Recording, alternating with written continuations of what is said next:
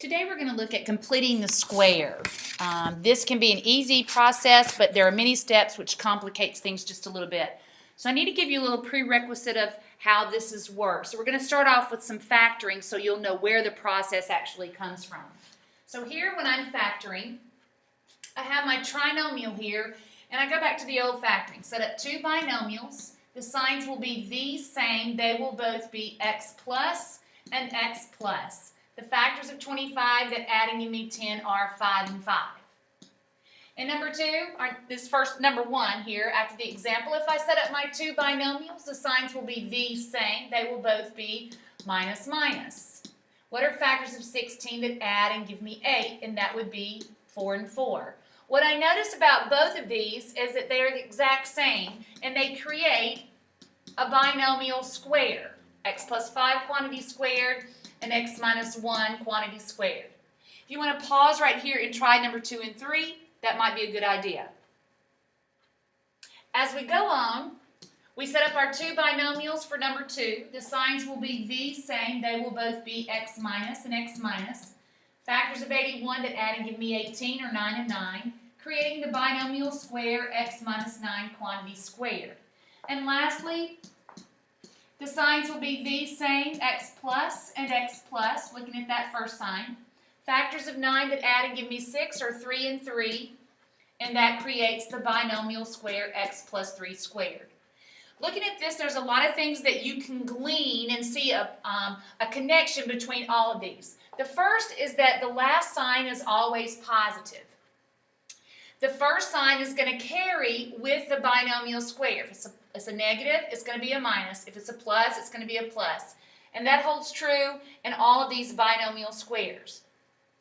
In the process of completing the square, what we're going to do is we're going to find this number right here, and we're going to complete this trinomial so that we can end up with this binomial square here. Okay, the things I really want you to see are the correlation between the numbers in the sign and the numbers that we have. And the process goes like this. If I take half of 10, it's 5. Squared, it's 25. If I take half of negative 8, that is negative 4. Well, negative 4 squared is 16. If I take half of negative 18, that's negative 9, and negative 9 squared is a positive 81. If I take half of 6, that is 3, and 3 squared is 9. That creates the formula that you have to remember for this section, and that is if you take half of b, half of 10, 18, 8, and 6, and then you square it, it's going to give you this term on the outside of your constant. 1/2 of b squared. That's the big formula that you have to remember. In this second slide, what I want to do is I want to find that missing value. So in this first example, I'm going to use that formula, 1/2 of b squared. So b is 12. If I take half of that, that is 6. And I square it, that's going to give me a positive 36. Then that creates this. Let me just do all of it for you on this first one.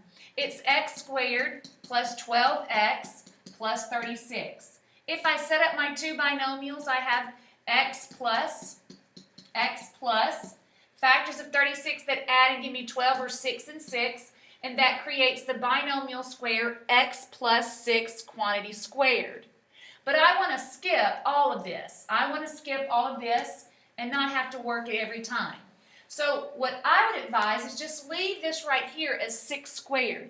And it's going to create for you, using these two terms, a binomial square. It's going to take the x, and it's going to take this positive 6, just like we created just a second ago, and it's going to give you that binomial square. So this is coming from those two areas.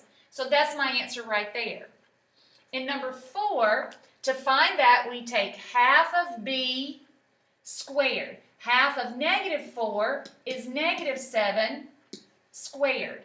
And I can go straight to my binomial square, taking the first term x and this last term, -7. And if I were to FOIL that out, I would get this particular trinomial, remembering that this is going to be a positive 49 if I square the negative. Pause a moment here and try 5 and 6. In number 5, I'm going to take half of b, -11, and then I'm going to square that. Don't forget to put your negative in parentheses when you square. It creates this binomial square of x, -11 quantity squared. And then in this last one, half of 16 is 8 squared. It creates the binomial square of x, +8 squared.